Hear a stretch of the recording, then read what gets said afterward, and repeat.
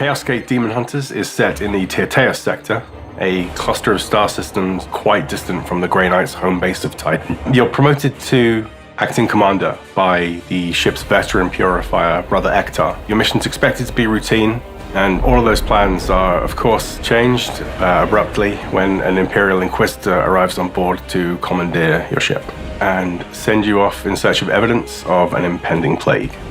The hunt for the truth behind the bloom and the battle to prevent it from spreading to the wider Imperium is the central conflict behind the game.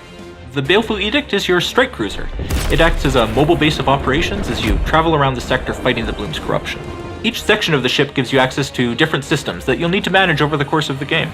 The Strategium is where Ektar helps you oversee the conflict against the bloom. From here you can access the barracks, which houses your knights and allows you to manage their equipment and upgrades. You'll also be able to access the armory, which is where you can review equipment made available to you by the Grand Master Varden Kai. With such high stakes riding on the mission, tension between your crew and the Inquisitor is inevitable. So you'll have to work closely with each of them to ensure your success. Brother Ektar, a veteran purifier with a well-honed sense of knightly duty. You have Dominus Lunette, an ancient tech priest of the Adeptus Mechanicus, who's responsible for tending to the needs of the ship. And finally, Inquisitor Vakir herself, whose ambition drives you further into hazard, as you work together to stop the bloom from spreading. The Grand Manufactorium is where you'll find Dominus Lunette.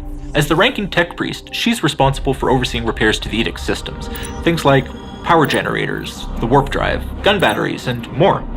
It'll be up to you to prioritize which systems to restore first, to give you the best chance of keeping up with the rapidly spreading corruption. The Librus Malleus is Vakir's temporary home on board the ship, a storehouse of valuable and secret knowledge. Here, the Inquisitor will conduct her research to better understand the bloom. The Imperial Inquisition is responsible for hunting down anything that represents a threat to the Imperium's stability. It's organized into several divisions, with the Ordo Malleus and their Chamber Militant, although she enters the story more or less as a complete outsider to the rest of the crew. Her rank as an Imperial Inquisitor gives her the authority to step in and seek out the Grey Knight's help. They are, after all, allies in the Ordo Malleus, but her position on the ship isn't exactly secure. She has to tread a really careful line when she's dealing with Ektar and the other Grey Knights. Although she's a powerful psyker, Vakir is a human, vulnerable to corruption and external influence. So you will have to balance your limited resources against her ambitious objectives, keeping your squads alive and ready to tackle the next threat. At first, you can combine 4 different classes to make up your Grey Knight squad. There are Justicars, tough frontline warriors,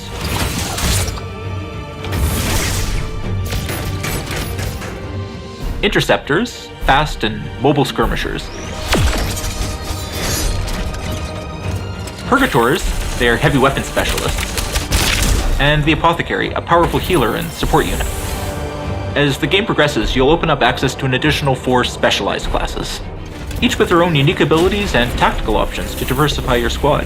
One of the biggest challenges in designing a game about the Grey Knights was in capturing their distinct approach to combat. Their war gear is very unique for an Astartes. With melee weapons being a central part of their identity, their battle plan is typically geared towards getting up close and personal with foes. When fighting at range, you'll still get all the advantages you're used to. You know, things like cover protection, overwatch, suppression, flanking. You can take a shot and you know what kind of damage you're going to do.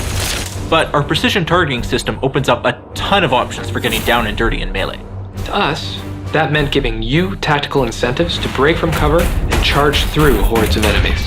By getting in close, you can strike your enemy's weak points to nullify their attacks, break down their defenses, or totally disable their abilities.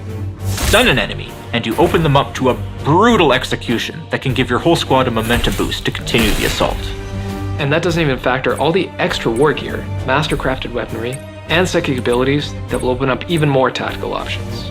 Your knights can be fully customized with over 30 active, passive, and reaction-based abilities per class. That forces you to make some tough choices as you create the squads that best suit your playstyle. Grey Knights are not just masters of blade and bolter. They also have access to a wide range of powerful psychic abilities that can be used to subdue your enemies or provide support to your battle brothers. As the Inquisitor researches the bloom, she will learn powerful psychic stratagems that can be used to support your squads in combat. Used correctly, they can turn the tide of an entire battle. In Chaos Gate Daemonhunters, we give you all the tools you need to face down fearsome odds, but we leave the battle plan up to you.